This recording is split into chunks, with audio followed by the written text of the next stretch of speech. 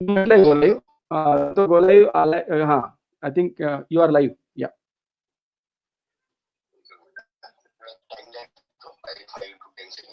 Okay.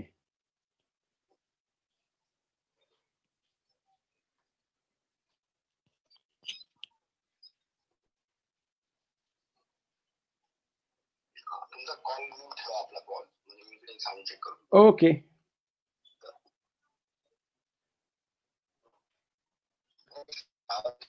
येतोय ना व्यवस्थित?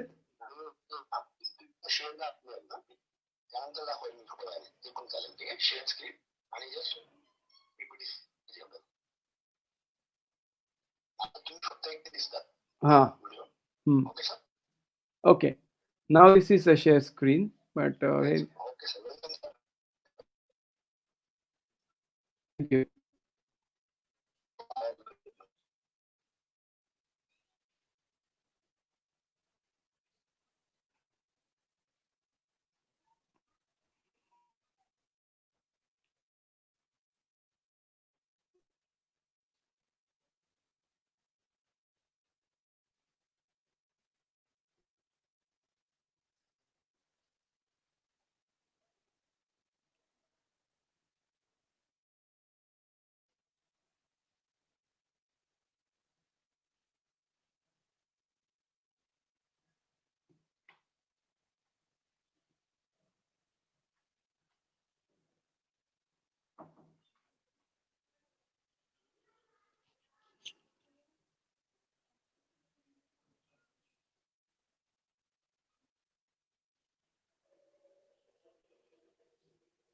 नमस्कार. सेशन एक आपण सुरू करू लगेचच, काही मिनिटातच सुरू.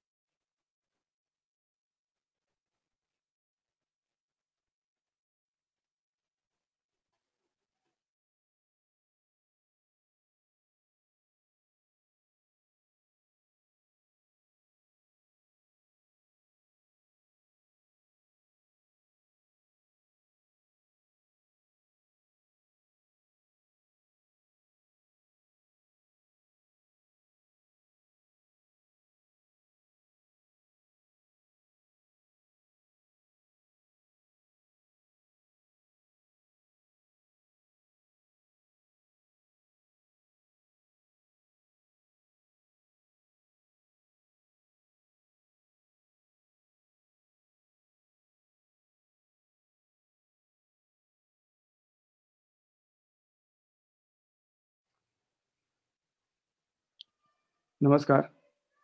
माझं नाव पराग महाजनी आणि आजचा जो विषय आहे तो आहे खगोलशास्त्र किंवा ॲस्ट्रॉनॉमी फॉर एंटायर लाईफ. याचा अर्थ असा आहे की खगोलशास्त्र किंवा अंतराळशास्त्र हा विषय आपण आयुष्यभर कसा जोपासू शकतो किंवा त्याचा कसा अभ्यास करू शकतो. आता ह्यासाठी आपल्याला प्रोफेशनल ॲस्ट्रॉनॉमर असायलाच पाहिजे, अशी काही अट नाही. हा एकच विषय असा आहे किंवा अगदी काही थोड्या मोजक्या विषयांपैकी हा एक विषय आहे, की ज्याचा अभ्यास आपण स्वतंत्रपणे आपल्या कुवतीनुसार, आपल्याकडे असलेल्या वेळानुसार आपण करू शकतो. तर ह्या विषयाची व्याप्ती केवढी आहे? किंवा हा विषय कसा अभ्यासायचा? त्यातून कसा आनंद मिळवायचा? हे आजच्या या भाषणाचा मुख्य हा गाभा आहे किंवा हे सार असेल. तर यासाठी मी काही स्लाइड्स आपल्याला दाखवेनच. आणि आपल्याला कुठल्याही प्रकारचे प्रश्न असले, तर आपण मला नंतर कॉन्टॅक्ट करू शकता. माझी वेबसाईट आणि माझा फोन नंबर, मी पुण्यात असतो आणि माझा फोन नंबर मी तुम्हाला तुमच्याबरोबर शेअर करीन. ज्यायोगे तुम्ही नंतर माझ्याशी कॉन्टॅक्ट करू शकता किंवा अशा प्रकारच्या खगोलशास्त्रीय कार्यक्रम मी करत असतो माझ्या संस्थेतर्फे. तिथेही तुम्ही सहभागी होऊ शकता इंटरनेटवरती. तर मी आता स्क्रीन शेअर करतो आणि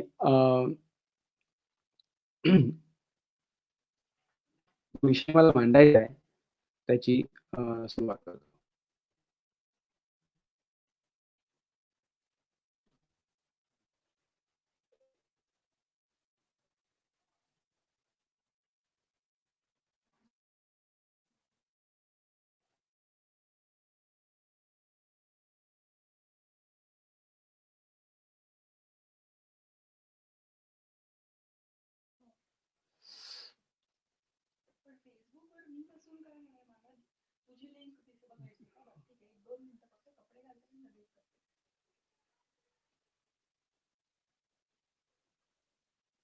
मी आता माझं प्रेझेंटेशन शेअर करतोय. आणि आपल्या सगळ्यांना दिसतंय. मला कळत नाही की आपल्याला दिसतंय की नाही. पण मी असं समजतो की आपल्याला हे दिसतंय प्रेझेंटेशन. एखाद्या वेळेला इंटरनेटमुळे प्रेझेंटेशन थोडंसं स्लो होऊ शकतं. यंगस्टर्स असा हा विषय आहे. खरं म्हणजे एस्ट्रॉनॉमी फॉर लाईफ.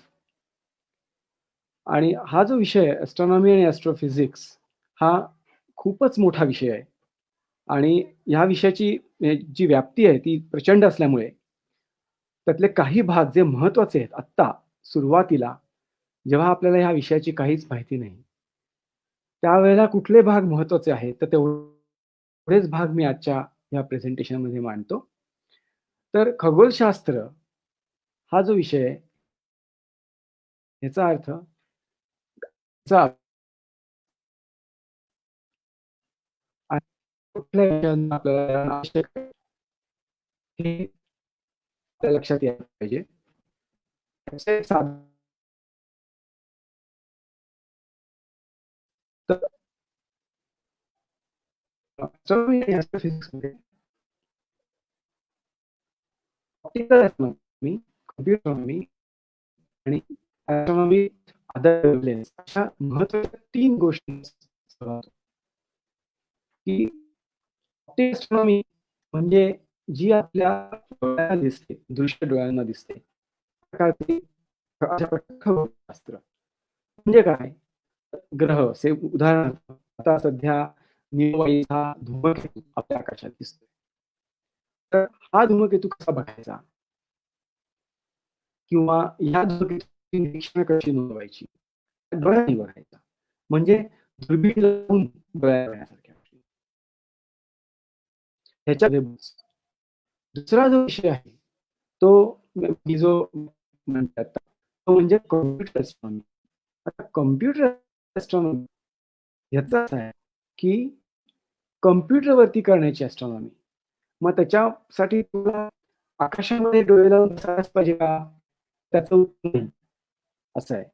तर कसं करायचं? मग काय करू शकतो आपण? तर कॉम्प्युटरमध्ये आपण जो डेटा आता इंटरनेटवर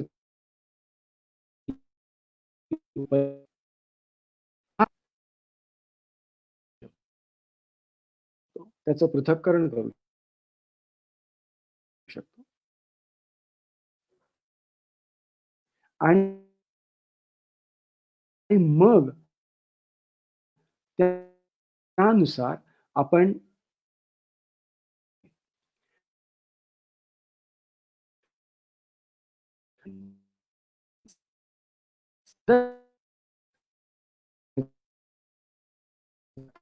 त्याला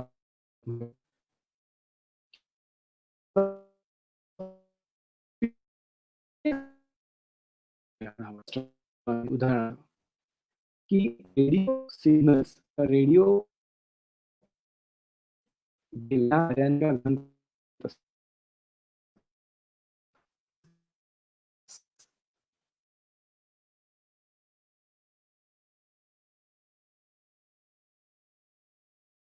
मिळायचा किंवा तो मिळायचा.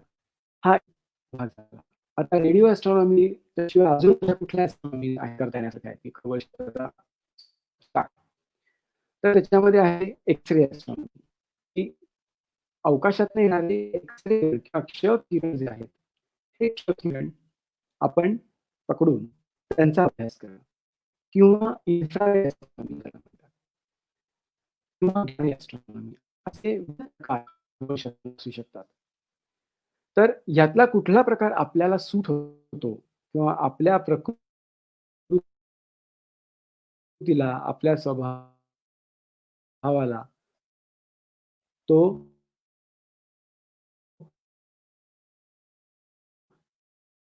ऑप्टिकल एस्ट्रॉनॉमी असेल, कॉम्प्युटर एस्ट्रॉनॉमी असेल किंवा रेडिओ एस्ट्रॉनॉमी असेल. हे खूप मोठे विषय होतात आणि आयुष्यभर यातल्या एखाद्या छोट्याशा विषयाचा अभ्यास आपण करू शकतो. तर मुख्यतः जो आपण अभ्यास होतो त्याचा रिझल्ट काय असतो? तर त्याचा रिझल्ट असतो ते कॉन्ट्रिब्युशन. आता कॉन्ट्रिब्युशन कुठे? याच्यातनं आपल्याला आनंद मिळतो. ही गोष्ट वेगळी. पण कॉन्ट्रिब्युशन कुठे? तर कॉन्ट्रिब्युशन टू एज्युकेशन किंवा कॉन्ट्रिब्युशन टू सायन्स. ही 2 वेगवेगळ्या प्रकारची कॉन्ट्रिब्युशन्स आपण करू शकतो. आता एज्युकेशन याचा अर्थ काय? जे मी आत्ता करतोय, की ह्या विषयाची माहिती आपल्या सर्वांना करून द्यायची. तर तर तर हे ह्याला एज्युकेशन असं म्हणतात. वेगवेगळ्या पद्धतीने माहिती करून देणं. मग त्याच्यामध्ये लेख लिहिणं असेल, त्याच्यामध्ये काही मूव्ही बनवणं असेल, अ, असं काही असू शकतं. पण एज्युकेशनच्या संदर्भात. आणि दुसरा जो भाग आहे, तो कॉन्ट्रिब्युशन टू सायन्स. आता कॉन्ट्रिब्युशन टू सायन्स याचा अर्थ संशोधन. म्हणजे आपण काय प्रकारचं संशोधन करणार आहोत?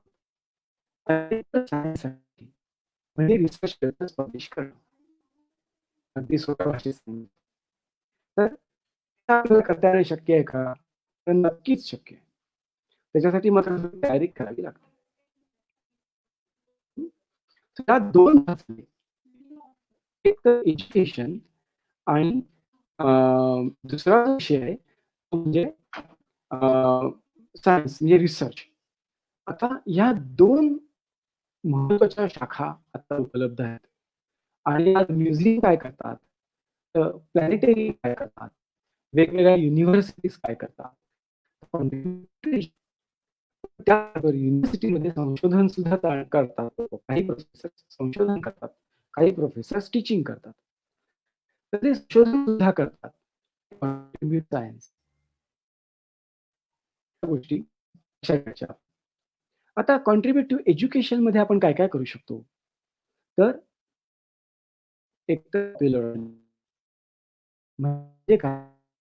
तर विज्ञानाचा प्रसार करायचा. आता मी जे करतो तेच, की आत्ता हे जे भाषण आहे, हे खगोलशास्त्राचा प्रसार करणं असा एक उद्देश आहे. आपल्याला खगोलशास्त्राबद्दलची माहिती देणं, खगोलशास्त्राबद्दलच्या मूलभूत संकल्पना समजावून सांगणं आणि आपल्याला त्याच्यामध्ये काय करता येईल, हा त्याच्यामागचा विचार आहे. तर ह्याच्यामध्ये खूप वेगवेगळे प्रकार असतात पॉप्युलरायझेशनमध्ये, ते आपण पुढे बघू. पण कॉन्ट्रिब्युशन टू सायन्स असेल तर काय? तर मग रिसर्च, मग संशोधन आणि मग संशोधन करायचं तर त्याच्यासाठी काही जास्त स्ट्रिंजंट अशा प्रकारच्या किंवा अतिशय अवघड कधी-कधी किंवा अतिशय स्ट्रिक्ट अशा प्रकारच्या काही गोष्टी आपल्याला पाळाव्या लागतात. तसा अभ्यास करावा लागतो आणि मग त्याच्यामधनं मात्र अतिशय उच्च दर्जाचं संशोधन हे आपण करू शकतो. आता पॉप्युलरायझेशन मी परत पहिल्या मुद्द्याकडे येतो. मग आता शेवटी आपण काय बघितलं, तर पॉप्युलरायझेशन आणि रिसर्च असे 2 भाग आहेत. सगळ्यात महत्त्वाचं सांगायचं तर. ह्यातला कुठला भाग आपण सिलेक्ट करायचा, हे आपण ठरवायचं. काही लोकं दोन्ही भागात थोड्या-थोड्या गोष्टी करतात. तसंही करायला हरकत नाही. पण मुख्यतः काय आहे, की आपल्याला जे जमतं आणि आपल्याला जे आवडतं तेच करावं. आता बघा, इथे पॉप्युलरायझेशनमध्ये किती भाग आहेत बघा. आता आपण एक-एक भागाची माहिती करून घेणार आहोत. पण मी आता नुसते हे उपविभाग जे आहेत ते वाचतो. एक म्हणजे आकाशाचं निरीक्षण, स्काय ऑब्झर्वेशन्स. दुसरं म्हणजे लेक्चर्स, म्हणजे वेगवेगळ्या युनिव्हर्सिटीजमध्ये, कॉलेजेसमध्ये, शाळांमध्ये किंवा हौशी खगोल अभ्यासकांच्या संस्थांमध्ये लेक्चर्स किंवा slide shows, model making, workshops, exhibitions, article writing म्हणजे न्यूजपेपर म्हणजे वर्तमानपत्रामध्ये लेख लिहिणं किंवा मासिकांमध्ये, दिवाळी अंकांमध्ये लेख लिहिणं, हे रायटिंग आर्टिकल्स या सदरात मोडतं. हा सुद्धा खूप मोठा विषय आहे. रायटिंग बुक्स, रायटिंग बुक्स हा किती मोठा विषय असू शकतो हे या 2 शब्दांवरूनच आपल्याला कळतं. आणि गाईडिंग स्टुडंट्स. आता हे एक-एक विषय आपण पुढे जाऊन नक्कीच घेऊया. बरं, आपली इच्छा असेल की संशोधन करायचं, रिसर्च करायचं, पॉप्युलरायझेशन करायचं नाही. हरकत नाही. मग रिसर्चमध्ये काय प्रकार असतात? तर रिसर्चमध्ये 2 प्रकार असतात. एक तर ऑब्झर्वेशन्स घेणं, म्हणजे मोठ्या-मोठ्या वेधशाळांमधनं किंवा हल्ली आपण आपल्या गच्चीवरती सुद्धा अतिशय उत्तम दर्जाचा टेलिस्कोप किंवा दुर्बीण ठेवू शकतो. आज तंत्रज्ञानामुळे अनेक गोष्टी आपल्याला शक्य झालेल्या आहेत, ज्या 5 वर्षांपूर्वी अशक्य वाटत होत्या. तर अशा प्रकारच्या विज्ञानाच्या वरदानामुळे त्याचा आपण निश्चित फायदा करून घेऊ शकतो आणि हे वरदानच आहे आपल्याला लाभलेलं विज्ञान. आणि त्याचा नक्की आपण उपयोग करून अशा प्रकारची अतिशय महत्त्वाची किंवा मौल्यवान अशी निरीक्षण करू शकतो. उदाहरणार्थ, आता निओवाईज हा नावाचा धूमकेतू हा उत्तर-पश्चिम याच्या आकाशामध्ये दिसतोय. आता ह्याची निरीक्षणांची गरज आहे. कारण हा धूमकेतू पहिल्यांदाच आलेला आहे आपल्या पृथ्वीच्या जवळ. आणि आता अशा ह्या धूमकेतूची निरीक्षणं नोंदवून ती योग्य संस्थांकडे पाठवणं, हे अतिशय महत्त्वाचं काम मानलं जातं. तर अशा प्रकारच्या ऑब्झर्वेशन्समध्ये सुद्धा तुम्ही सहभागी होऊ शकता. समजा तुम्हाला असं करायचं नसेल, कारण काय असतं, की ऑब्झर्वेशन्स करायची म्हणजे दुर्बीण पाहिजे. दुर्बीण पाहिजे म्हणजे मग त्याच्यासाठी इन्व्हेस्टमेंट करायला पाहिजे. त्याच्यानंतर त्याच्यासाठी जागा पाहिजे. ते रात्रीच्या वेळेला तुम्हाला करता आली पाहिजे. जागरण करता यायला पाहिजे. काही लोकांना जागरण झेपत नाही. अनेक गोष्टी असू शकतात. आकाशामध्ये पोल्युशन आहे. तुम्ही मुंबईसारख्या सिटीमध्ये असलात, शहरामध्ये असलात किंवा मोठ्या कुठल्याही जगातल्या शहरात असलात, तर प्रचंड प्रमाणात पोल्युशन असतं. त्यामुळे आकाशातले ग्रहतारे किंवा दीर्घिका किंवा नेब्युले ह्या अनेक गोष्टी दिसतच नाहीत. मग त्यावेळेला ऑब्झर्वेशन करणं अशक्य असतं. हरकत नाही. मग आपण काय करू शकतो? तर आपण डेटा रिडक्शन म्हणजे कॉम्प्युटरच्या मदतीने आपण खूप महत्त्वाचं संशोधन करू शकतो. आज वेगवेगळे उपग्रह, वेगवेगळ्या दुर्बिणी अवकाशात सोडलेल्या आहेत आपण. त्या व्यतिरिक्त अनेक दुर्बिणी आज मोठ्या-मोठ्या पर्वतराजींमध्ये विराजमान आहेत आणि त्या अतिशय उत्तम काम करतात. ह्या सर्व दुर्बिणीचा किंवा ह्या सर्व उपग्रहांच्याकडनं येणारा जो डेटा आहे, तो डेटा आपण सहज आणि फ्री ऑफ कॉस्ट म्हणजे कुठल्याही प्रकारचं शुल्क न भरता मिळवू शकतो. आणि त्या डेटाचं एनालिसिस कसं करायचं, हे सुद्धा त्या वेबसाईट्सवरती दिलेलं असतं. त्या प्रकारे आपण एनालिसिस करून अतिशय उत्कृष्ट रिझल्ट्स आपण मांडू शकतो. हा रिसर्चमधले हे 2 भाग झाले. युजफुल ऑब्झर्वेशन्स म्हणजे दुर्बिणीच्या ठिकाणी दुर्बिणीतनं निरीक्षण करणं किंवा प्रयोगशाळेमध्ये काम करणं. नाही तर कॉम्प्युटरवरती डेटा रिडक्शन करणं. अशा प्रकारच्या पद्धतीने आपण रिसर्च करू शकतो. आता मी जसं म्हटलं, की युजफुल ऑब्झर्वेशन्स ही वेगवेगळ्या पद्धतीची असू शकतात. आणि मी जे मगाशी उदाहरण दिलं, निओवाईज हा धूमकेतू फॉर एक्झाम्पल. आता हा जो धूमकेतू आहे, हा कॉमेट्स या सदरामध्ये मोडतो. आता असे अनेक धूमकेतू आपल्या पृथ्वीच्या जवळ येत असतात आणि जात असतात. त्यामुळे त्यांच्यासाठी लागणारी तयारी करायला समजा आपल्याला एक 6 महिने लागले, तर हरकत नाही. कारण त्यानंतर कुठलातरी धूमकेतू हा येणार आहे आपल्याजवळ. एक्लिप्सेस म्हणजे ग्रहणं. ग्रहणांचा अभ्यास हा खूप महत्त्वाचा आणि गहन असा विषय आहे. आणि त्याच्यामध्ये फक्त चंद्रग्रहण किंवा सूर्यग्रहण येतात असं नाही. तर बाकीच्या ताऱ्यांभोवती असलेले जे ग्रह आहेत, ते ग्रह सुद्धा त्या ताऱ्यांना ग्रहण लावत असतात आणि ती आपण पृथ्वीवरून बघू शकतो. किंवा आज आपल्या सूर्यमालेमध्ये जे ग्रह आहेत, म्हणजे बुध, शुक्र, पृथ्वी, मंगळ हे 4 जे ग्रह आहेत, त्यांच्यावरती जमीन आहे. त्यांना टेरेस्ट्रियल प्लॅनेट्स असं म्हणतात. आणि उरलेले जे 4 ग्रह आहेत, म्हणजे गुरु, शनी, युरेनस आणि नेपच्यून. ह्यात हे जे ग्रह हे मोठे वायुगोल आहेत. या ग्रहांना अनेक वेगवेगळ्या प्रकारचे उपग्रह आहेत आणि या उपग्रहांवरून सुद्धा वेगवेगळ्या प्रकारची ग्रहणं दिसतात. आता हे सगळं आपण कम्प्युटरच्या मदतीने बघू शकतो आणि त्यांच्या नोंदी करू शकतो, त्यांचा अभ्यास करू शकतो. प्लॅनेट्स हा तर खूप मोठा विषय होतो. मंगळाचंच निरीक्षण करायचं समजा, तर संपूर्ण आपला जन्म त्याच्यासाठी आपण घालवू शकतो. फक्त मंगळाची निरीक्षण करायची. मंगळावरती असलेली वादळं, मंगळावरती असलेल्या बर्फाच्या टोप्या, मंगळावरती बदलत राहणारं वातावरण, या सर्वांचं निरीक्षण आपण करू शकतो आणि ते आवश्यक आहे आज. चंद्राचं सुद्धा निरीक्षण आपण खूप मोठ्या प्रमाणावरती अतिशय डिटेल्ड, सखोल असं करू शकतो. सूर्याचं निरीक्षण आपण करू शकतो. त्याच्यासाठी थोडेसे वेगळे दुर्बिणी लागतात. परंतु त्या दुर्बिणी मिळवणं आजच्या जगात अजिबात अवघड नाही. त्यामुळे सूर्याची निरीक्षणं कशी करायची, हे मी माझ्या काही भाषणांमध्ये सांगतो. ज्यांना कुणाला ह्याच्यामध्ये इंटरेस्ट असेल, त्यांनी मला ईमेलवरती नक्की कॉन्टॅक्ट करावा आणि मी त्यांना ह्याची, कारण ह्या खूप डिटेल विषय आहेत. एक विषय. या सर्व विषयांची भाषणं मी देत असतो आणि तुम्ही जरूर त्याचा लाभ घ्यावा. मला तुम्ही नंतर ईमेल पाठवा. मिटिओर्स म्हणजे उल्का. आता दररोज एव्हरी डे आपल्या पृथ्वीवरती काही दशलक्ष उल्का पडत असतात. त्यातल्या बऱ्याचशा उल्का ह्या वातावरणामध्येच नष्ट होतात. पण काही उल्का मात्र पृथ्वीच्या भूपृष्ठावरती येऊन आदळतात आणि खड्डे निर्माण करतात, क्रेटर्स निर्माण करतात. महाराष्ट्रामधलं लोणार हे जे क्रेटर आहे, ते असंच एका प्रचंड मोठ्या उल्कापातामुळे झालेलं आहे किंवा लघुग्रह आपटल्यामुळे झालेलं आहे. ह्या meteor gas खूप महत्वाचा असतो. त्यांची निरीक्षण करणं खूप आनंददायी असतं. रात्रीच्या निरभ्र आकाशामध्ये असा उल्का वर्षाव अनुभवणं ही एक पर्वणी असते. ॲस्टेरॉइड्सचा अभ्यास. ॲस्टेरॉइड्स म्हणजे लघुग्रह. मंगळ आणि गुरु यांच्या दरम्यान एक लघुग्रहांचा पट्टा आहे आणि याच्यामध्ये अक्षरशः काही कोटी लघुग्रह आहेत. या लघुग्रहांचा अभ्यास खूप महत्वाचा आहे आज आणि अशाच एखाद्या लघुग्रहामुळे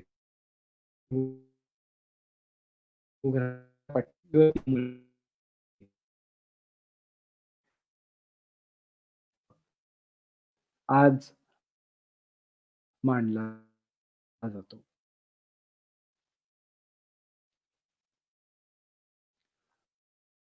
ट्रान्झिट्स म्हणजे ग्रहण, ग्रहांनी सूर्याला लावलेलं ग्रहण. आता हे ग्रह जे आहेत, हे आपल्यापासून इतके लांब आहेत, की त्यांचा आकार आपण इथनं बघितल्यानंतर सूर्यापेक्षा खूप छोटा दिसतो. आणि त्यामुळे काय होतं, की त्यांनी जरी ग्रहण लावलं सूर्याला, तरी सुद्धा ते सूर्याचं सगळं बिंब झाकू शकत नाही. आणि ह्याला ट्रान्झिट असं म्हणतात. अशा ट्रान्झिटचं निरीक्षण हे फार महत्वाचं आहे. कारण त्यातून त्या ग्रहाच्या अ, अ, मोजमापासंबंधी फारच महत्वाची माहिती किंवा डेटा पूर्ण आकाशामध्ये वेगवेगळ्या प्रकारचे तारे म्हणजे व्हेरिएबल स्टार्स जे सतत बदलत असतात. बायनरी स्टार्स जे द्वैती असतात म्हणजे जसं कप्प असल्यासारखे. दोघं एकमेकांच्या भोवती सतत फिरत राहतात. कधीही एकमेकांना सोडत नाही. त्यांना बायनरी स्टार्स असं म्हणतात. असे लाखो स्टार्स आज आपण निरीक्षण त्यांचं करू शकतो. छोट्याशा दुर्बिणीतनं. अशी इथे जी दुर्बीण दाखवली तुम्हाला दिसतीये, अशा छोट्याशा दुर्बिणी. Nova petrol. नोव्हा पेट्रोल म्हणजे नवतारे. सुपरनोव्हा म्हणजे ताऱ्यांचा मृत्यू. आता ह्या सुद्धा घटना थोड्या रेअर असतात, पण ह्या घटना आपण निश्चित बघू शकतो. ह्या डीप स्कायच करायचा असेल, तर 10 जन्म सुद्धा पुरत नाही. कारण त्या वेगवेगळ्या प्रकारच्या नेबुला आणि गॅलेक्सीज आपल्याला दिसतात, की एकेका नेब्युलाचा अभ्यास करण्यासाठी आपल्याला काही वर्ष किंवा काही दशकं लागतात. आणि हे सर्व करायचं नसेल, तर आपण एन्शियंट एस्ट्रॉनॉमी म्हणजे प्राचीन खगोलशास्त्राचा सुद्धा अभ्यास करू शकतो. अतिशय इंटरेस्टिंग, अतिशय मनोवेधक असा हा विषय आहे. ह्याच्यामध्ये भारतीय खगोलशास्त्र आहे, चायनीज खगोलशास्त्र आहे, युरोपियन खगोलशास्त्र आहे, ग्रीक खगोलशास्त्र आहे, बाबिलॉनियन खगोलशास्त्र आहे, इजिप्शियन खगोलशास्त्र आहे खाल्डियन खगोलशास्त्र आहे, ॲझ्टेक खगोलशास्त्र आहे, मायन खगोलशास्त्र, अनेक वेगवेगळ्या ज्या सिव्हिलायझेशन्स, ज्या संस्कृती उदय पावल्या आपल्या पृथ्वीवरती, त्या बहुतेक सर्व संस्कृतीच्या लोकांनी खगोलशास्त्राचा अभ्यास केलेला आहे आणि तो अतिशय मनोवेधक आहे. त्यामुळे ज्यांना या मॉडर्न गोष्टींमध्ये लक्ष द्यायचं नसेल, ते प्राचीन भारतीय खगोलशास्त्र किंवा खगोलशास्त्र यांचा अभ्यास निश्चित करू शकतात. आता हे करायचं नसेल, तर डेटा रिडक्शनमध्ये आपण काय करू शकतो? जसं मी म्हटलं, की ऑब्झर्वेटरीज म्हणजे वेधशाळा. आता अशा वेधशाळा अहोरात्र काम करत असतात. वेगवेगळ्या पर्वतराजींच्या वरती, पर्वत शिखरांवरती अशा वेधशाळा असतात. हिमालयामध्ये, लडाखमध्ये अशी एक अतिशय उत्कृष्ट वेधशाळा आहे. दुसरी वेधशाळा आहे नैनितालमध्ये. तिसरी वेधशाळा आहे साऊथ म्हणजे दक्षिण भारतामध्ये. अशी एक तिथे एक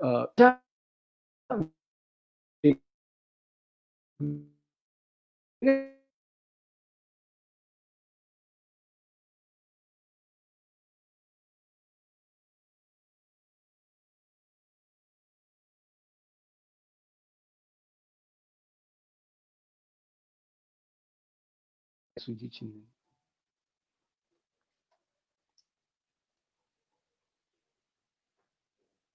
ओके. सो ह्या काही महत्त्वाच्या गोष्टी ज्या आपल्याला ऑब्झर्वेटरीजमधनं दिसू शकतात किंवा ऑब्झर्वेटरीमधनं आपण त्यांचं निरीक्षण करू शकतो.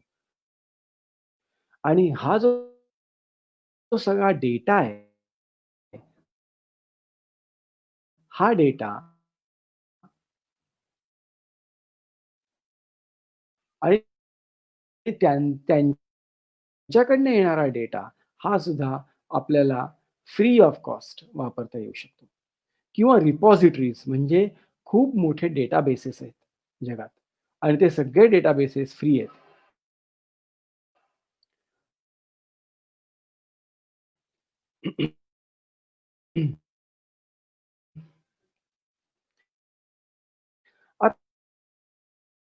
आता वरती जा www.jpl.nasa.gov/radio astronomy. हा जर का ह्या साइटवरती जर का तुम्ही गेलात, तर तुम्हाला स्वतःचा एक छोटासा रेडिओ टेलिस्कोप कसा बांधायचा, ह्याचं तुम्हाला अतिशय उत्तम ज्ञान होऊ शकतं. आता सूर्य हा अतिशय उत्तम आणि सगळ्यात जवळ असलेला रेडिओ किरणांचा एक प्रचंड मोठा सोर्स आपल्याकडे आहे. तर सूर्याकडनं येणारे जे रेडिओ किरण आहेत, त्यांचं पृथक्करण आपण करू शकतो आणि वेगवेगळ्या प्रकारचं संशोधन आपण त्याच्यातनं मांडू शकतो. ज्युपिटर म्हणजे गुरु हा जो ग्रह आहे, हा खूप मोठा ग्रह आहे. इतका की त्याच्या विषुववृत्तावरती गुरूच्या आपल्या साधारण 13 पृथ्वीचे गोल मावतील एवढा मोठा आहे तो. तर हा जो वायुगोल आहे ज्युपिटर, हा सुद्धा रेडिओ किरणांचा उद्गात आहे. आणि हे जे रेडिओ किरण या ज्युपिटर किंवा गुरूकडनं येतात, हे आपण आपल्या छोट्याशा रेडिओ टेलिस्कोप आपण आपल्या गच्चीमध्ये किंवा आपल्या आवारामध्ये ठेवू शकतो. आणि त्या दुर्बीण रेडिओ टेलिस्कोप किंवा रेडिओ दुर्बिणीच्या सहाय्याने आपण ज्युपिटरच्या वरच्या अनेक खळबळी किंवा नोंदी किंवा त्याच्यावरच्या घडणाऱ्या घटना या नोंदवू शकतो. आणि अतिशय उच्च दर्जाचं, जागतिक दर्जाचं काम आपण करू शकतो. तिसरा जो विषय आहे तो म्हणजे आयनोस्फिअर. आयनोस्फिअर हा पृथ्वीच्या भोवती असलेला एक वायूचा पट्टा आहे. आणि हा जो आयनोस्फिअर आहे, ह्या अ,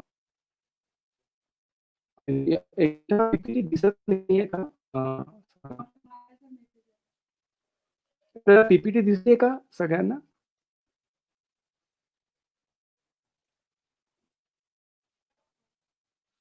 okay, okay. Okay. Thank you. Thank you.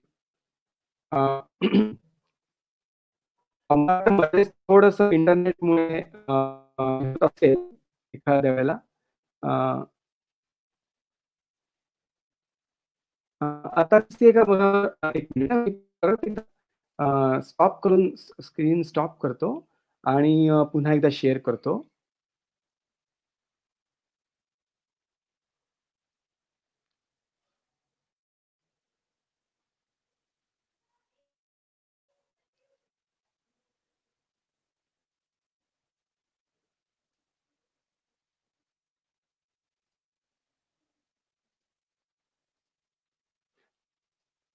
हां, आता बघा बरं, आता शेअर स्क्रीन दिसते आपल्याला, दिसते व्यवस्थित? Okay, okay. गुड. मध्ये थोडंसं इंटरनेटने कदाचित प्रॉब्लेम होत असेल.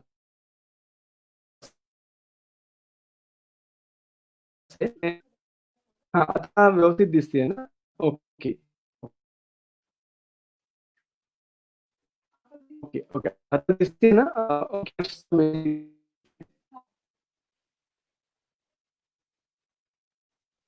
आता व्यवस्थित दिसते सगळ्यांना पी-पी-टी? नक्की पी-पी-टी आता ना?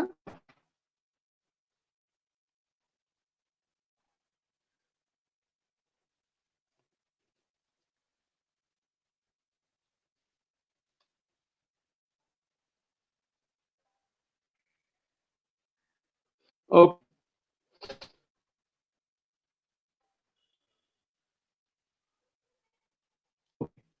सो हा जो विषय मगाशी जो म्हटला, हा होऊ शकतो.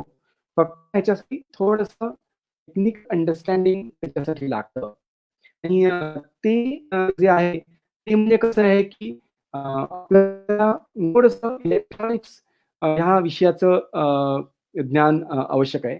म्हणजे मी थोडंसं थांबवतो स्क्रीन मुद्दामून, की रेडिओ टेलिस्कोप जर का आपल्याला करायचा असेल, तर त्याच्यासाठी थोडंसं इलेक्ट्रॉनिक्सचं ज्ञान आवश्यक आहे. पण रेडिओ एस्ट्रॉनॉमीमध्ये काम करणारे लोकं कमी आहेत आणि आज त्यांची गरज खूप आहे. त्यामुळे आपल्यापैकी ज्यांना कुणाला रेडिओ एस्ट्रॉनॉमीमध्ये इंटरेस्ट असेल, त्यांनी पण मला कॉन्टॅक्ट करायला हरकत नाही. मी त्याचे रेडिओ टेलिस्कोप कसा बनवायचा, त्याचं संपूर्ण डिझाईन्स मी आपल्याबरोबर शेअर करू शकतो किंवा पुढे काही गाईडन्स देऊ शकतो. तर हा विषय खूप मोठा होतो. पण त्याच्यासाठी मग आपल्याला रेडिओ टेलिस्कोप विकत मिळत नाही कुठेही. सो रेडिओ टेलिस्कोप आपल्याला बांधावा लागतो. कसं असतं, की आपल्याला ऑप्टिकल टेलिस्कोप जे मी आपल्याला मगाशी दाखवला, तशा प्रकारचे ऑप्टिकल टेलिस्कोप्स आपल्याला विकत मिळू शकतात. पण रेडिओ टेलिस्कोप विकत मिळत नाहीत. तर ते बनवावे लागतात. त्यामुळे थोडंसं त्यासाठी इलेक्ट्रॉनिक्सचं ज्ञान आवश्यक राहतं. ओके. मी आता पुन्हा शेअर करतो स्क्रीन. हां,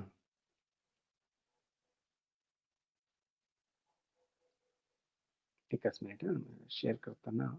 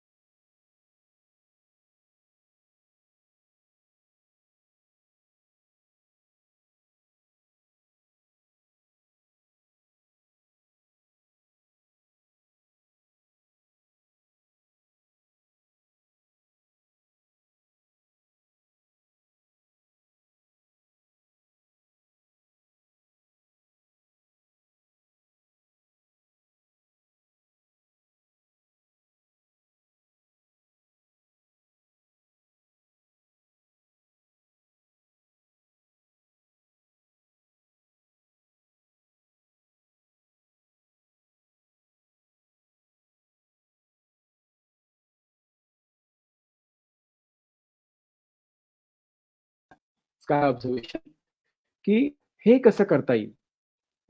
तर ह्यासाठी आपल्याला अ, नाईट स्काय म्हणजे रात्रीचं जे आकाश आहे, त्याबद्दल अतिशय उत्तम माहिती असणं आवश्यक आहे. आणि ही जी माहिती आहे, माहिती अ, आपल्याला पुस्तकामध्ये वाचून फारशी नाही. तर त्यासाठी आपल्याला रात्रीचा अभ्यास करतो आकाशाच्या खाली बसून. Okay? Okay. Is my voice Audible? आवाज येतोय व्यवस्थित?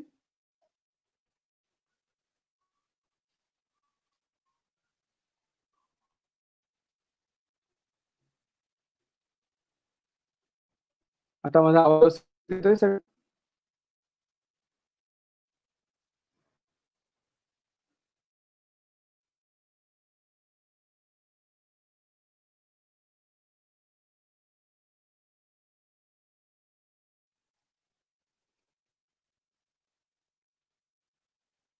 ओके.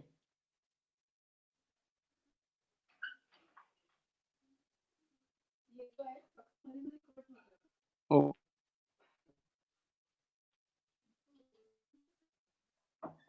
सो नाईट स्काय म्हणजे आकाशाचा ह्याच्यासाठी मात्र 2 ते 3 वर्ष आपल्याला अभ्यास करण्याची गरज आहे. नुसतंच पुस्तक वाचून आकाश दर्शन करता येत नाही. तर त्याच्यासाठी मात्र एक प्रकारचा थोडासा चिवटपणा अंगात लागतो, की रात्रंदिवस आकाशाचा अभ्यास करावा लागतो 3 वर्ष. नंतर आपण काय करू शकतो, की ह्याच्यासाठी वेगवेगळ्या ज्या संस्था आहेत, खगोल मंडळ आहे म्हणा किंवा काय विश्ववेध आहे, अशा अनेक मुंबईमध्ये, पुण्यामध्ये वेगवेगळ्या शहरांमध्ये अशा संस्था आहेत, की ज्या हौशी खगोल अभ्यासकांसाठी असतात.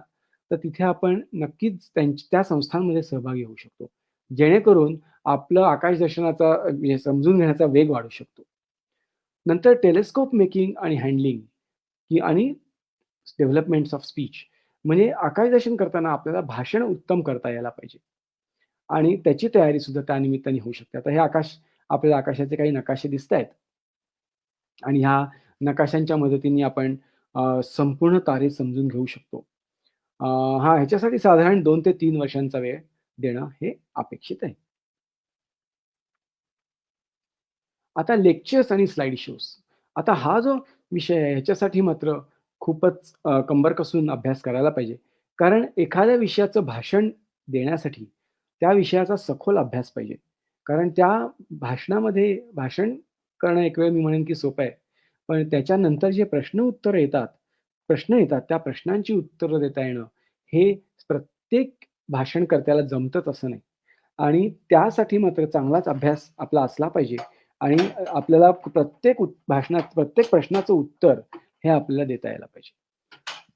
त्यामुळे काही वर्षांचा अभ्यास यासाठी अपेक्षित आहे. नक्कीच अपेक्षित आहे. मग आता अशा प्रकारचं काम करावं लागतं. रात्रीच्या आकाशामध्ये जाऊन बसावं लागतं. गवतामध्ये, थंडीमध्ये. आता तुम्ही बघाल, की हे गृहस्थ कानटोपी आणि जर्किट घालून आणि विंड घालून आणि जीन्स, पॅन्ट आणि सगळं घेऊन गवतामध्ये रात्रीच्या वेळेला आकाशदर्शन करतायत आणि त्याची प्रॅक्टिस करतायत. ही मुलं सुद्धा रात्रीच्या वेळेला, संध्याकाळच्या वेळेला आकाशदर्शन करतायत. सो हा जो अभ्यास आहे, हा आपल्याला सतत करत राहावा लागतो. काही जणांना मॉडेल मेकिंगमध्ये खूप इंटरेस्ट असतो आणि वेगवेगळ्या प्रकारची मॉडेल्स आता खगोलशास्त्राबद्दल म्हणते मी. 2D मॉडेल्स म्हणा, 3D मॉडेल्स म्हणा किंवा अ, कॉम्प्युटरवरती मॉडेल्स, कॉम्प्युटर मॉडेलिंग ज्याला म्हणतात किंवा मॅथेमॅटिकल मॉडेलिंग ज्याला म्हणतात. अशा प्रकारची मॉडेल्स करणं काही जणांना त्याच्यात फार इंटरेस्ट असतो का आवड असते.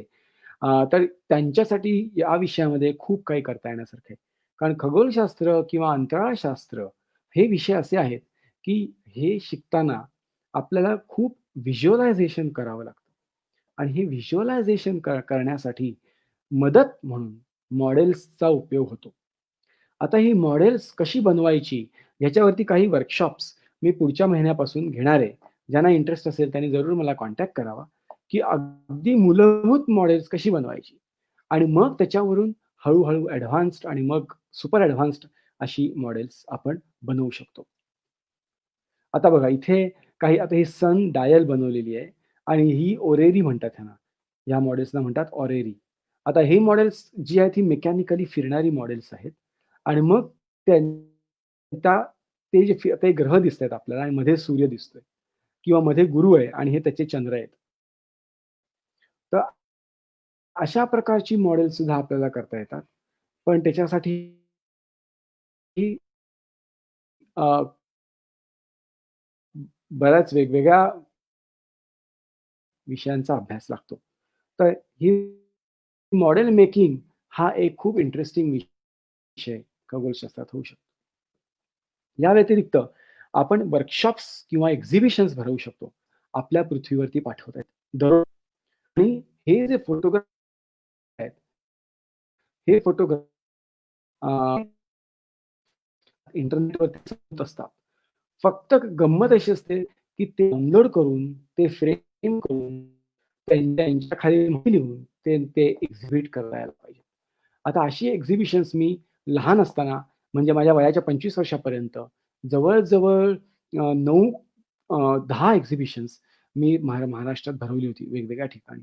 त्याच्यासाठी आपल्याला नासा किंवा युरोपियन स्पेस एजन्सी किंवा ह्या ज्या सगळ्या मोठ्या अंतराळ संस्था आहेत, त्यांच्या वेबसाईट्सवरनं वेगवेगळ्या प्रकारचे फोटोग्राफ्स मिळवून त्यांचा अभ्यास करून तो लोकांसमोर मांडायला लागतो.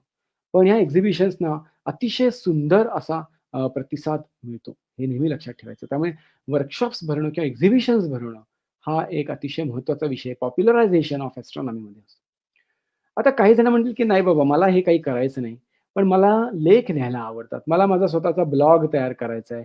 मला माझ्या Facebook पेजवरती लिहायचंय. मला वृत्तपत्र, न्यूजपेपर्समध्ये लिहायचंय. महाराष्ट्र टाइम्स असेल, लोकसत्ता असेल, सकाळ असेल, लोकमत असेल, टाइम्स ऑफ इंडिया असेल किंवा हिंदू असेल, कुठलेही ह्या ज्या न्यूजपेपर्समध्ये. तर अतिशय उत्कृष्ट लिखाण आपण करू शकतो. ह्या विषयामध्ये लिखाण करण्यासाठी अतिशय शेकडो सबटॉपिक्स ह्याच्यामध्ये उपलब्ध आहेत. म्हणजे हा विषय न संपणारा आहे. खगोलशास्त्र किंवा खगोल भौतिकी किंवा अंतराळशास्त्र हा विषय कधीही न संपणारा आहे. त्यामुळे ह्याच्यावरती खूप लिखाण करता येतं. मी स्वतः जवळ-जवळ 300 पेक्षा जास्त लेख आजपर्यंत महाराष्ट्र टाइम्स किंवा लोकसत्तामध्ये पब्लिश केलेले आहेत. तर अशा प्रकारचे काम सुद्धा खूप करता येतं. मॅगझिन्समध्ये लिहिता येतं. दिवाळी अंकांमध्ये त्यांना उत्कृष्ट दर्जाचे लेख हवे असतात. या पलीकडे जाऊन पुस्तक लिखाण हा एक स्वतंत्र विषय आहे आणि ह्या खगोलशास्त्रामध्ये अशी अनेक सब टॉपिक्स आहेत, की ज्यांच्यावरती आज पुस्तकं उपलब्धच नाहीयेत. खूप मोठी गरज आहे. तर हे करता येईल. या संदर्भात सुद्धा काही वर्कशॉप्स मी पुढे घेईन. कारण माझं त्या पहिल्या पुस्तकाला मला हे पुरस्कार मिळाला महाराष्ट्र शासनाचा आणि त्याच्यानंतर मग दुसरे काही पुरस्कार मिळत गेले. पण सांगायचा मुद्दा असा आहे, की पुस्तक कसं लिहायला पाहिजे याच्यावरती एक उत्तम रीतीने एक वर्कशॉपमध्ये घेण्याचा विचार आपण त्याला सहभागी होऊ शकतो. हा एक विषय महत्त्वाचा विषय पॉप्युलरायझेशन सायन्स मध्ये असतो. ह्याच्या व्यतिरिक्त विद्यार्थ्यांना गाईड करणं, ऑलिम्पियाड्स हे जे होतात, एस्ट्रॉनॉमी ऑलिम्पियाड्स होतात, मॅथेमॅटिक्समध्ये ऑलिम्पियाड्स होतात, बायोलॉजी, केमिस्ट्री, फिजिक्स वेगवेगळ्या विषयांवरती ऑलिम्पियाड्स भरत असतात किंवा युनिव्हर्सिटीमध्ये हे विषय थोड्या प्रमाणात शिकवले जातात. फार मोठ्या प्रमाणावर नाही. कारण हे शिकवणारे लोकं पण कमी आहेत आणि ह्या विषयाचं ज्ञान खूप कमी लोकांना आहे. त्यामुळे आपण जरूर हा विचार करावा, की मी ह्या विषयावरती गाईड करू शकतो का स्टुडंट्सना, शकते का स्टुडंट्सना, लेक्चर्स देऊ शकते का? अ, त्याची खूप गरज आहे आज समाजात. ऑब्झर्वेशन्स करताना मात्र मग हा वेगळा विषय होतो. रात्रीच्या आकाशामध्ये दुर्बीण घेऊन किंवा कॅमेरा घेऊन ॲस्ट्रोफोटोग्राफी करणं म्हणा किंवा ॲस्ट्रॉनॉमिकल ऑब्झर्वेशन्स करणं, हा एक खूप इंटरेस्टिंग विषय आहे आणि ह्या विषयाची सुद्धा याची गरज आहे. कारण आकाशामध्ये इतक्या गोष्टी घडत असतात. त्या गोष्टींची नोंद सगळ्या घटनांची नोंद ही आपल्याकडे उपलब्ध नाही. आणि त्यामुळे आता ह्या संस्था काही काम करतायत बघा. इंटरनॅशनल कॉमेट वॉच किंवा ALPO, ALPO association of lunar and planetary observers किंवा स्काय अँड टेलिस्कोप अशा अनेक संस्था काम करत असतात. ह्या संस्थांबरोबर आपण काम करू शकतो. त्यासाठी आता हे धूमकेतूंचे फॅन्टास्टिक फोटोग्राफ्स दिसतायत.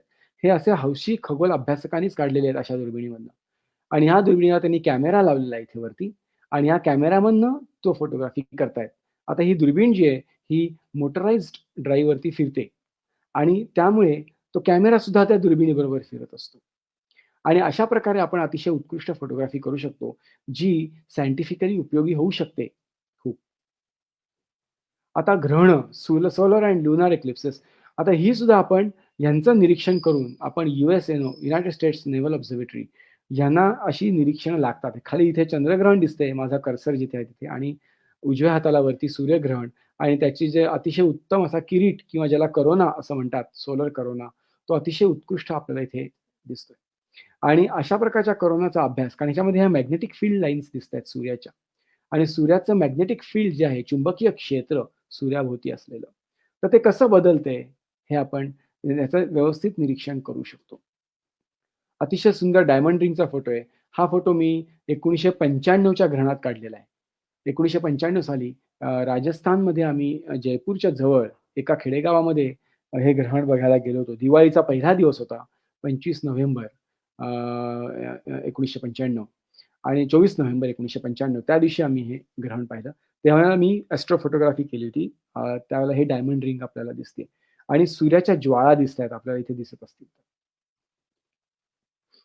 प्लॅनेट्स आता आपल्याला 8 प्लॅनेट्स माहिती आहेत आणि बाकीची लहान ग्रह, ज्या लघु ग्रह म्हणतो आपण, असे आहेत.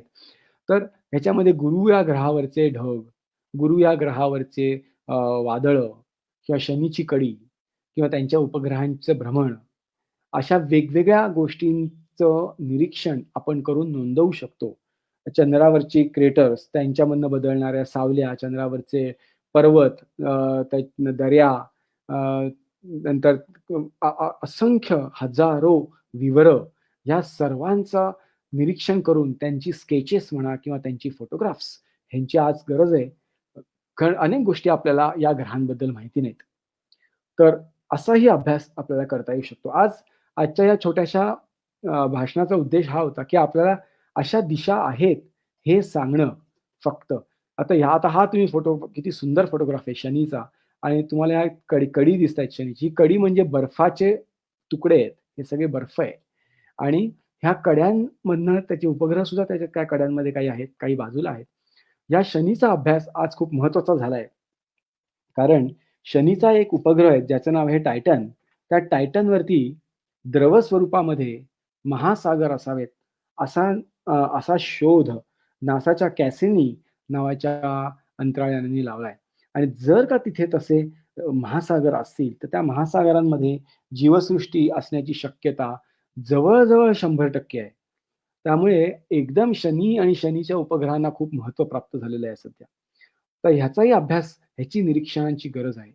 आणि आपल्याकडे असलेल्या गॅलरीमध्ये किंवा आपल्या टेरेसमध्ये किंवा आपल्या बाल्कनीमध्ये किंवा आपल्या गार्डनमध्ये एखादा टेलिस्कोप ठेवून त्या शनीची निरीक्षणं ही करता येण्यासारखी आहेत आपल्याला.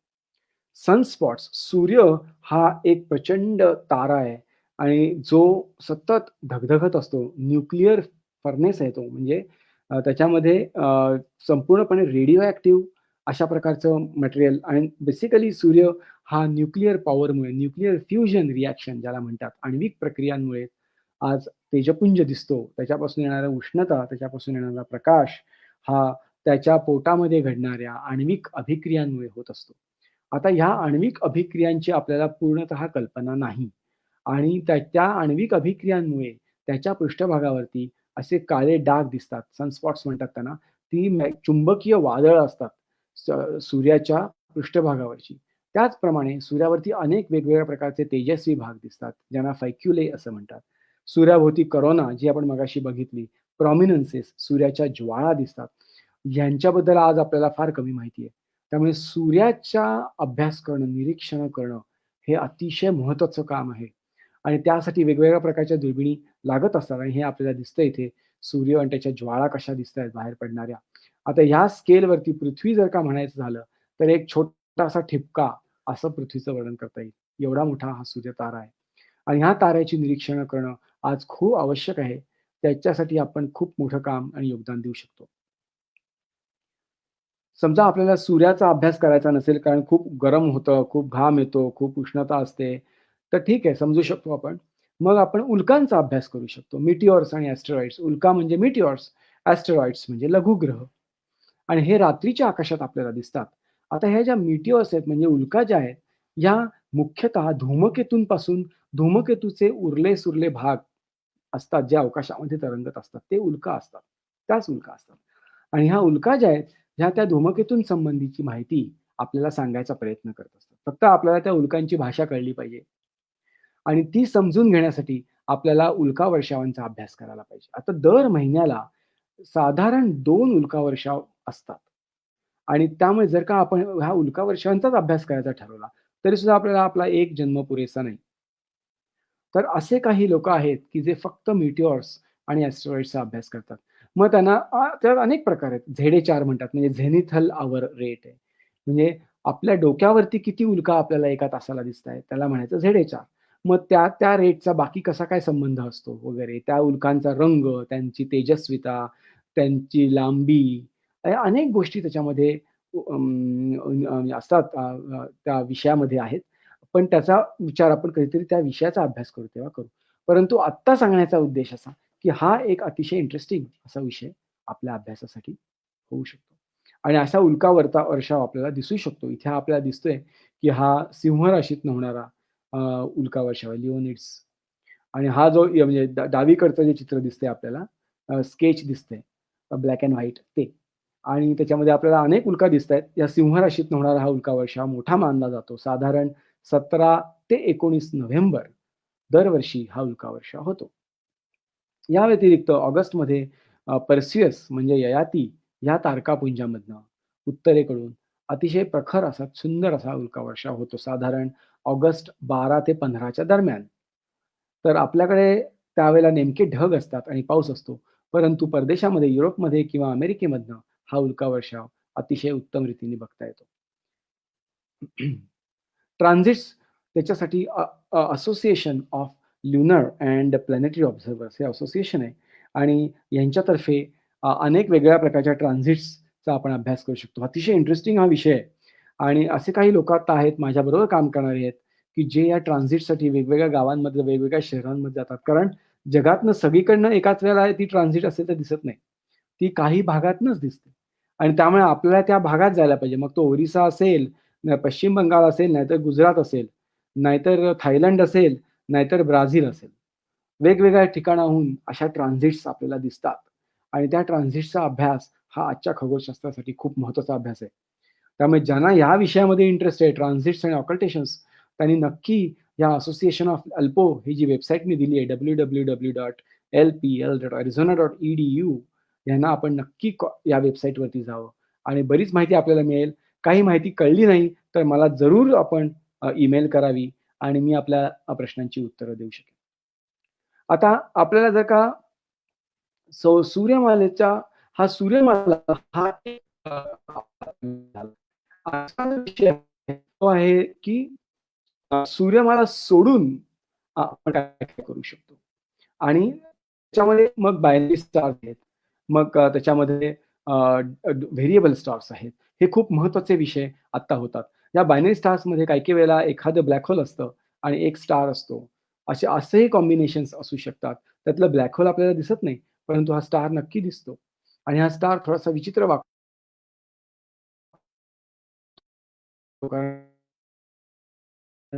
ब्लॅक म्हणजे ताऱ्याचा आणि नोव्हा म्हणजे नवता. परंतु त्यामुळे त्यांचं महत्त्व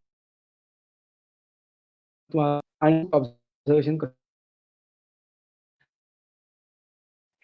हे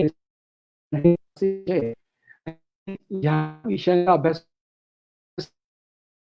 त्यामुळे मी नक्की ह्याच्यावरती केव्हातरी पुढे सेशन घेईन. पण अ, हे विषय सुद्धा आपल्याला अभ्यासाला घेता येऊ शकतात. आता हा ताऱ्याचा मृत्यू ह्याला म्हणतात सुपरनोव्हा हा दिसतोय आणि हा खरा फोटो आहे. हा आपल्याला फोटोशॉप किंवा जिममध्ये काढलेला फोटो नाही. हा खरा फोटो आकाशातनं घेतलेला आहे आणि ह्याच्यामध्ये त्या ताऱ्याचा मृत्यू झाल्यावर तो तारा आपल्या पोटामध्ये असलेले सगळ्या प्रकारचे गॅसेस, सगळ्या प्रकारचे धातू, सगळ्या प्रकारचे मूलद्रव्य, सगळ्या प्रकारचे वायू, पाणी, बाष्प हे सगळं त्याच्या पोटातलं बाहेर तो अंतराळामध्ये फेकून देतो आणि परत करतो. तर हे खूप बघण्यासारखं आहे आणि ह्याचा अभ्यास आपण नक्की करू शकतो. यांना डीप स्काय ऑब्जेक्ट्स म्हणजे गॅलेक्सीज, नेब्युले यांचा सुद्धा अभ्यास खूप इंटरेस्टिंग होतो आणि हा आता नेब्युले आपल्याला दिसतायत. हे सगळे फोटोग्राफ्स काढलेले आहेत आणि अतिशय सुंदर, अतिशय ब्युटिफुल अशा प्रकारे हा नेब्युलांचा अभ्यास, नेब्युलेचा अभ्यास हा अ, असू शकतो. पण ह्याच्यासाठी फोटोग्राफी करणं आवश्यक आहे आणि ॲस्ट्रोफोटोग्राफी हा विषय आपल्याला त्यासाठी जोपासावा लागतो.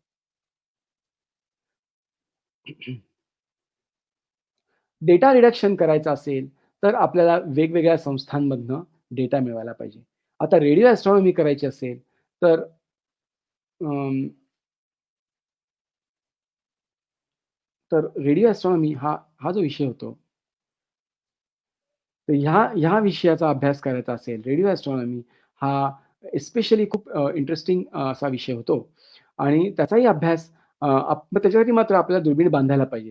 हे मात्र आपल्या लक्षात ठेवायला पाहिजे, की दुर्बीण बांधल्याशिवाय आपण त्याच्यात रेडिओ ॲस्ट्रॉनॉमी करू शकत नाही आणि त्यामुळे त्याच्यासाठी मात्र मग थोडंसं थोडंसं टेक्निकल तो विषय हा होतो. परंतु नक्कीच त्या विषयाचा अभ्यास करणं हे अतिशय इंटरेस्टिंग होऊ शकतं. तर अशा प्रकारच्या अनेक अनेक गोष्टी आहेत. म्हणजे सांगत राहिलं तर त्याला त्याला काही एंडच नाहीये खरं सांगायचं तर. इतक्या गोष्टी आपण करू शकतो. तर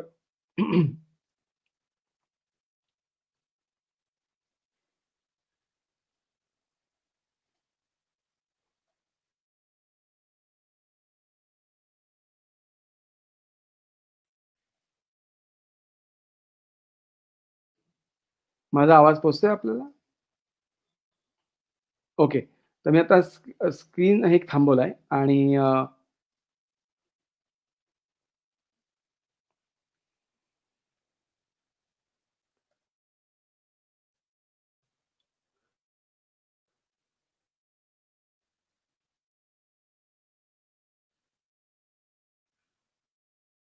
तर अशा प्रकारच्या अनेक विषय आपण घेऊ शकतो. ती मिल्की वे तर ह्या ईमेलवरती आपण नक्की मला कॉन्टॅक्ट करा आणि आपण या संदर्भामध्ये अजून प्रचंड माहिती आपण नक्की मी आपल्यासमोर मांडू शकतो. आणि आता मी परत माझ्या स्क्रीन प्रेझेंटेशनकडे जातो. मला एकच सेकंद फक्त द्या.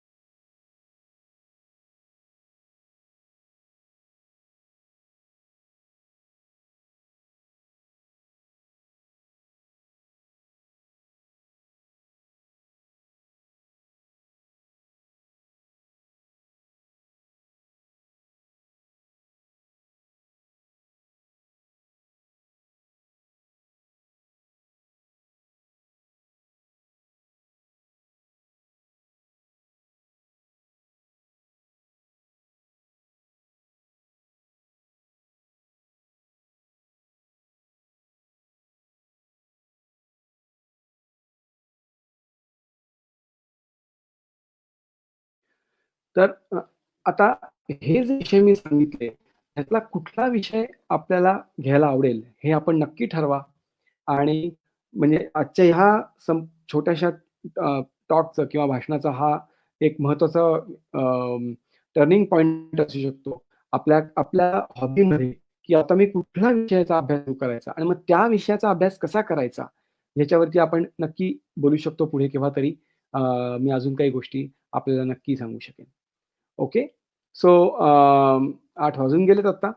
तर मला असं वाटतं, की मी इथेच थांबतो. आपण मी आज आत्तापर्यंत ज्या गोष्टी सांगितल्या, त्याचा एक 2 मिनिटामध्ये एक एक छोटासा एक सिनॉप्सिस आपल्यासमोर मांडतो.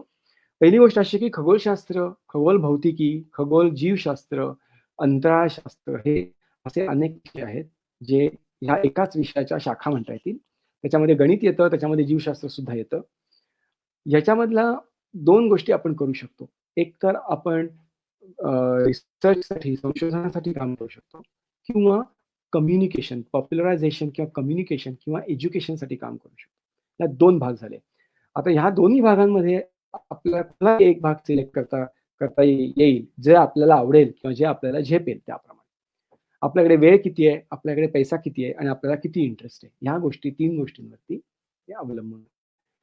समजा आपल्याला पॉप्युलरायझेशन करायचं असेल, तर त्याच्यामध्ये 7-8 भाग मी आपल्याला सांगितले. की ज्याच्यामध्ये लेख लिहिता येतात, ज्याच्यामध्ये भाषणं करता येतात, ज्याच्यामध्ये मॉडेल्स बनवता येतात, ज्याच्यामध्ये पी-एच-डी मुलांना गाईड करता येतं, अनेक आकाशदर्शनाचे कार्यक्रम करता येतात.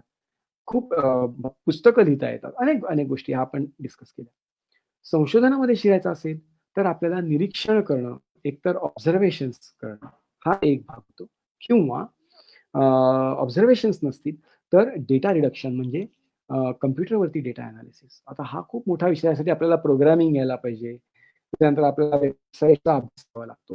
हे सगळे विषय मी मांडीन पुढे. मिल्की वेच्या माझ्या संस्थेच्या माध्यमातून मांडीन, तेव्हा तुम्ही जरूर त्याला त्या वेळेला या. तर आता हे नसेल करायचं, तर मग रेडिओ ॲस्ट्रॉनॉमी करता येऊ शकते.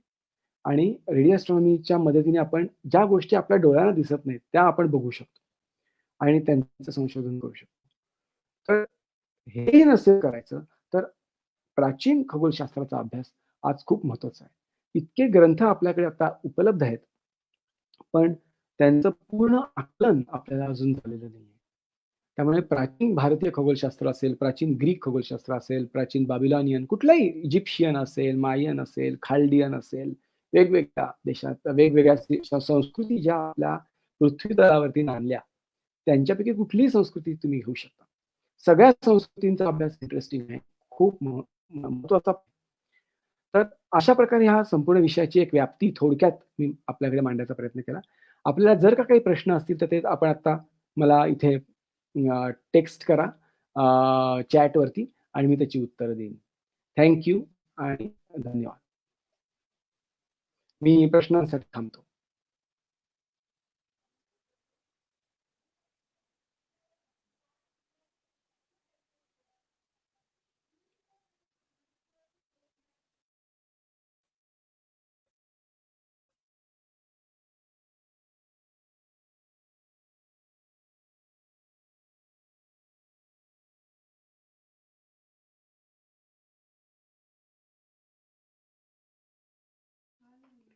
ओके.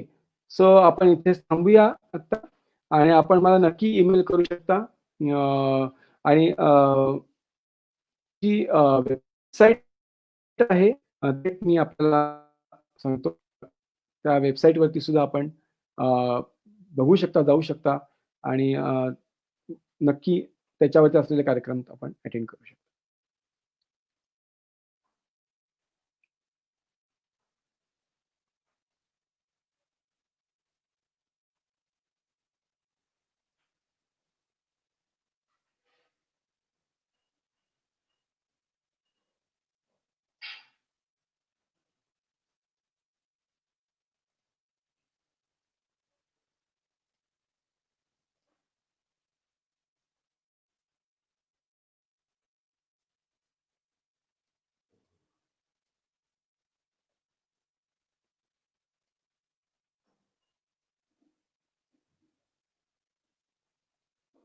माझी जी वेबसाईट आहे ती मी इथे हां, आता नासाच्या वेबसाईट्स कुठल्या-कुठल्या आहेत? तर नासाच्या बऱ्याच वेबसाईट्स आहेत. नासाची ती जी एक तुम्ही असं करा Googleवर जाऊन अ, jpl.nasa.gov ही वेबसाईट आहे आणि ही वेबसाईट आपण नक्की बघा. त्याच्यावरती इथे रेडिओ जोव्ह हा प्रोजेक्ट नक्की बघा. हा जो प्रोजेक्ट आहे हा ज्युपिटरचा रिलेटेड प्रोजेक्ट आहे. रेडिओ टेलिस्कोप रिलेटेड प्रोजेक्ट आहे हा. रेडिओ जो आणि ह्या साइटवरती तुम्हाला त्याचे सगळे डिटेल्स मिळू शकतील.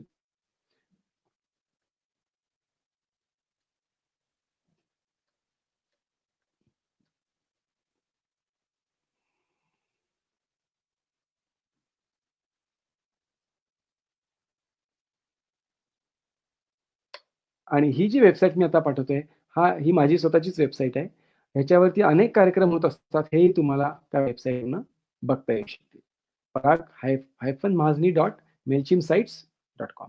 तर ह्या साईटवरती सुद्धा आपल्याला अ, बऱ्याच वेगवेगळ्या पद्धतीच्या साइट्स, वेगवेगळ्या पद्धतीचे कार्यक्रम जे होत असतात, ते आपल्याला निश्चितपणे बघता येतील आणि त्यातल्या कुठल्या कार्यक्रमाला आपल्याला यायचं असेल तर आपण नक्की त्याच्यामध्ये तसं येऊ शकता. ओके. सो मला असं वाटतं, की मी इथे थांबतो आणि धन्यवाद सिंधुजन अकॅडमी, डॉक्टर शिंदे आणि त्यांचे सगळे सहकारी आणि आपल्या सर्वांचे आणि पुन्हा भेटूया. अच्छा.